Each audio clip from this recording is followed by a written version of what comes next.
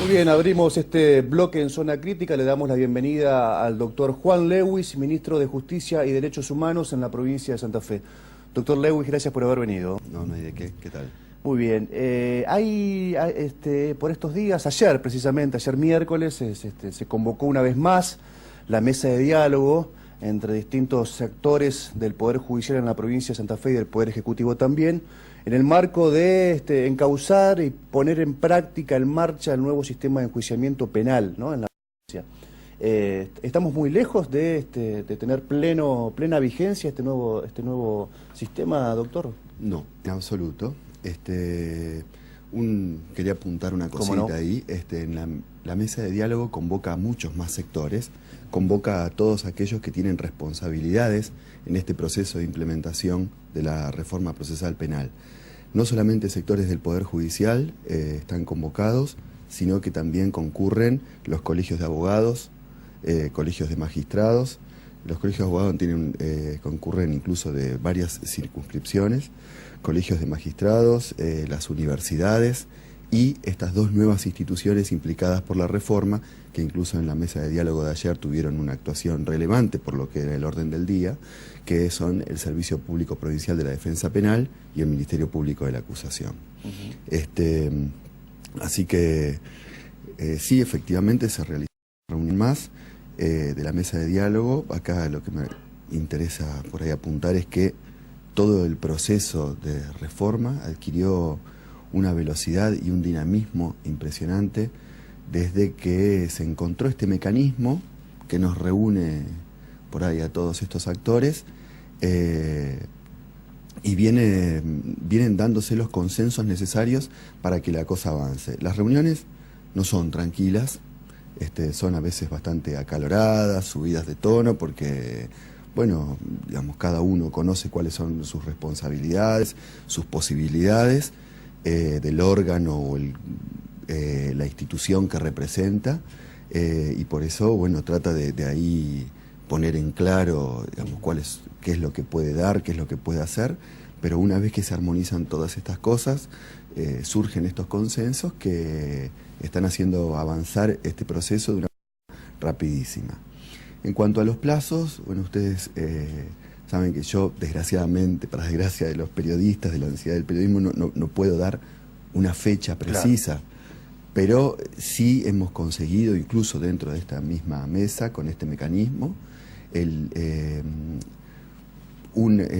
posibilitar el dictado de una ley que establece un cronograma de pasos a darse, cronograma que se viene cumpliendo, que tenía en el 15 de marzo tenía una fecha como un hito fundamental establecido en la propia ley, en donde se tenían que presentar las estructuras de las nuevas instituciones, cosa que efectivamente se hizo. El Ministerio Público de la Acusación y el Servicio Público Provincial de la Defensa, de acuerdo a lo que les mandaba esta ley, recientemente sancionada, presentaron sus estructuras, y bueno, en esos términos se viene avanzando. Ahora el próximo paso es que la Corte establezca cuál va a ser la estructura judicial de conclusión de causas, que traducido en términos un poco más entendibles, es trascendente esta estructura porque implica quiénes son los funcionarios judiciales, los empleados judiciales que van a quedar trabajando en el sistema viejo, en la transición, y quienes van a pasar a trabajar de pleno en el sistema una especie de nuevo. Funcionario residual, podríamos decir. Exactamente, se establece quiénes van a hacer la justicia penal residual y quiénes van a ser los que asuman toda la función de la justicia del nuevo sistema. Y en este marco, doctor Lewis, en donde, bueno, a partir del fallecimiento del ex procurador Agustín Bassó, tiene el gobierno provincial la posibilidad, por primera vez,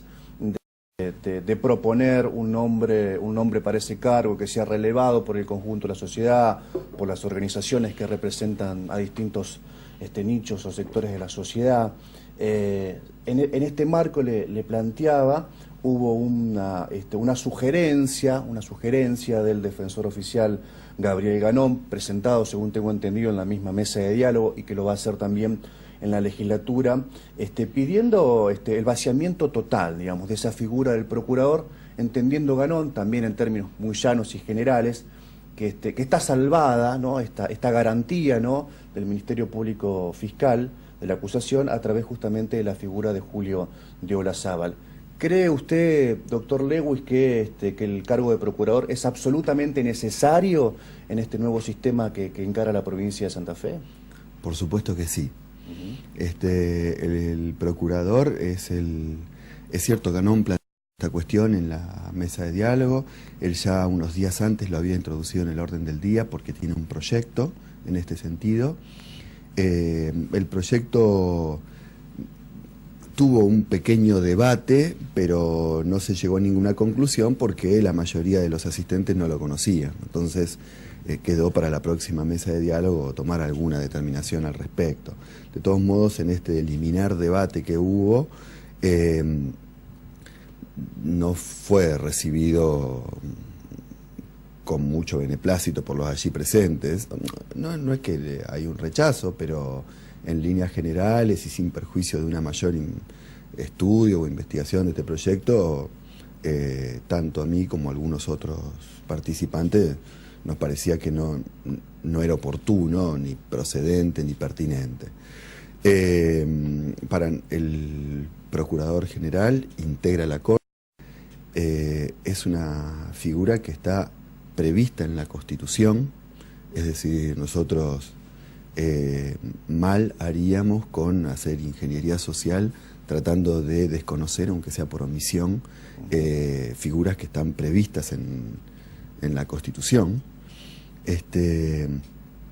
y tiene muchas más competencias que aquellas que por ahí señalaba Ganón. Claro. Digamos, el Procurador General es el contradictor necesario en todos los recursos de inconstitucionalidad, por ejemplo. Es en cualquier causa que llega a conocimiento de la Corte, un ministro de la Corte puede a lo mejor adherirse al voto de otro, pero el procurador va a opinar siempre porque él tiene que dictaminar antes de que intervenga la Corte, de modo que es una figura que puede darle un dinamismo impresionante. Para nosotros es una figura importante y el gobernador piensa acometer al estudio de buscar el mejor hombre para ese espacio.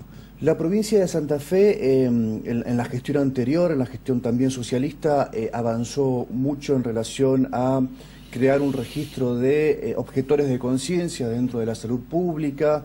Esto tras experiencias realmente penosas, un caso que recordarán seguramente ustedes, el de Ana María Acevedo, a quien se le negó un aborto en el hospital Iturraspe en el 2005 y que provocó la muerte de su bebito primero y después de Ana María Acevedo.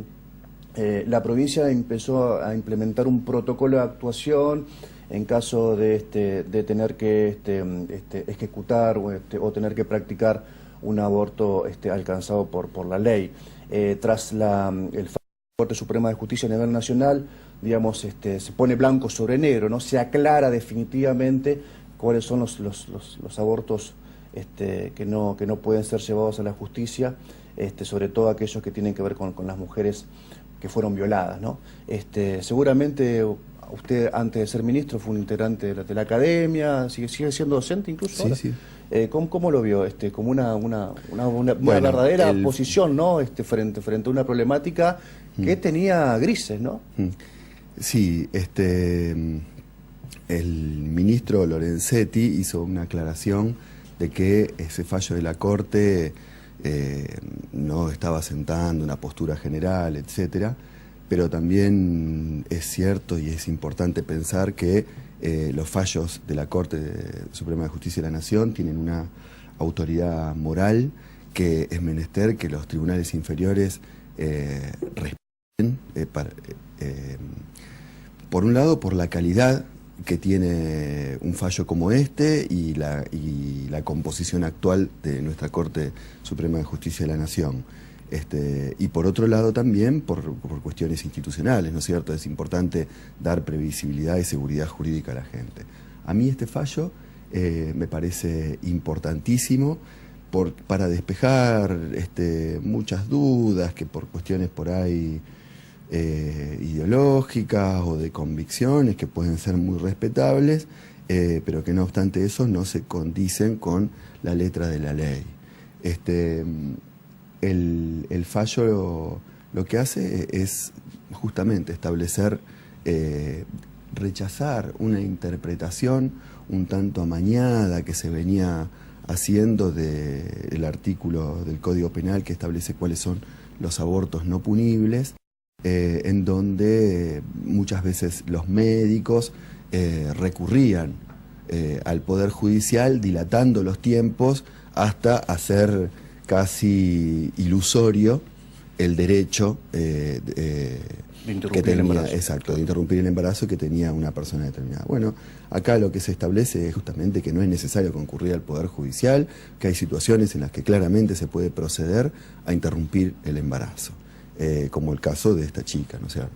Y esto, en alguna medida, bueno, yo creo que redunda en bien de muchísimas mujeres y especialmente de mujeres humildes que en esta clase de situaciones son las que se ven más perjudicadas, porque no es que se dejen de hacer abortos por la existencia de una prohibición de naturaleza penal, sino que hay personas que resultan más alcanzadas que otras por el sistema penal, agregando una revictimización o un problema más al que los ha puesto en esa situación. Hace muy poco tiempo se nombró efectivamente a la defensora de niños, niñas y adolescentes en la provincia de Santa Fe, una funcionaria que se venía desempeñando en la Fiscalía de Estado, Analía Colombo. Esto viene a cuento a la pregunta que quiero hacerle Juan Lewis en relación y en base también a sus antecedentes como exsecretario de Asuntos Penales en la provincia. ¿Qué podemos hacer o cómo estamos avanzando en la provincia en relación a los menores en el conflicto con la ley penal, a los pibes chorros, como se los conoce vulgarmente y deliberadamente con mala intención muchas veces? ¿Cómo avanzamos en este sentido, doctor? Bueno, en este punto, de la misma manera que en cualquier cuestión que tenga que ver con la niñez y la adolescencia, todo lo que podamos hacer es poco. Siempre hay que tener presente que hay que hacer el máximo de los esfuerzos por mejorar la situación de la niñez y la adolescencia, y tener presente que también, incluso por el primer decreto de nuestro gobernador, la situación de la niñez y de la adolescencia, cualquiera sea su condición y su estado, es una prioridad para este gobierno. Para nosotros, en relación exclusivamente a lo que tiene que ver con los adolescentes punibles, nosotros desde ya la gestión pasada hemos iniciado toda una tarea que tiene que ver con un enfoque de derechos para visualizar la situación de los adolescentes punibles, es decir, los adolescentes que son pasibles de ser castigados con una sanción de acuerdo a las disposiciones de la ley de fondo. Este enfoque de derechos tiene que ver con escaparse un poco del sistema tutelar que caracterizó a la Argentina durante 100 años para regular ese ámbito de la vida, en donde el chico era concebido como un objeto de tutela, pero no como un sujeto de derechos. Nosotros, esto implicaba, por ahí ser gráfico, que muchas veces se identificaba o se trataba de la misma, el Estado trataba de la misma manera al chico que pedía monedas en una esquina, al chico que dormía en la calle, al chico que era víctima de un delito, con el chico que cometía un delito. Nosotros entendemos que son situaciones diferentes, los casos de los chicos que cometen delitos y que están en una edad en que pueden tener alguna responsabilidad penal, aunque diferenciada de mayores, de los chicos que están en situación de riesgo social o de vulnerabilidad social. Reconocer esa situación y trabajar a partir de esa situación tiene que ver con un derecho, con una garantía elemental para cualquier justiciable, que es el principio de legalidad. en donde no se puede perseguir a ciertas personas si la ley no lo permite. Nosotros hemos venido trabajando muchísimo en eso y hemos conseguido despejar del sistema penal, hemos conseguido correr del sistema penal a todos los chicos que están en situación de vulnerabilidad y no son chicos que hayan cometido un delito. En otros términos, claro. Había cárceles de menores en donde había chicos que estaban solamente por el hecho de ser pobres, o de no tener padre, o de ser víctimas de un delito y no autores de un delito. Hoy por hoy, los chicos que recorren el sistema penal son chicos que han cometido un delito, o por lo menos están imputados de haber cometido un delito.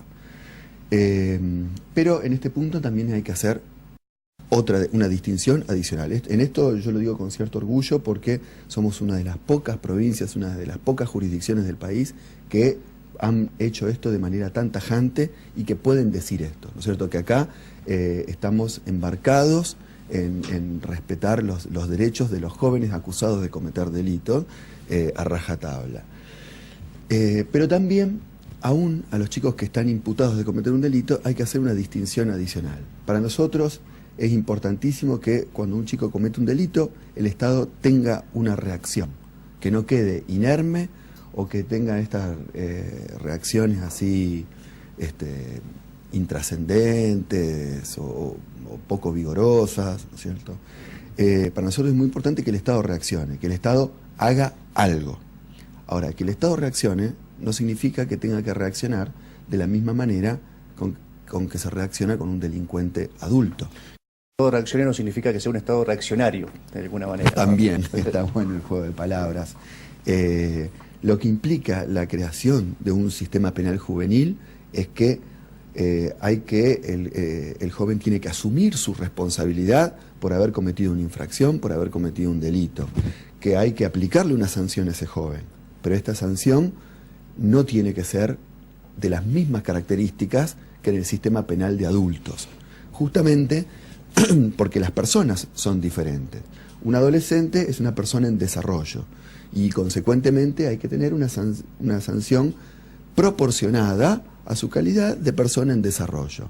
No puede ser tan larga, se prioriza el mantenimiento del joven en su medio afectivo y social, se prioriza el mantenimiento del derecho a la educación. Todas estas cuestiones son las que tienen que integrar la configuración de esta sanción penal juvenil. Gracias, Juan Lewis, por la visita. No, gracias a ustedes. Vamos a una pausa, breve pausa, ya volvemos con la última parte en Zona Crítica.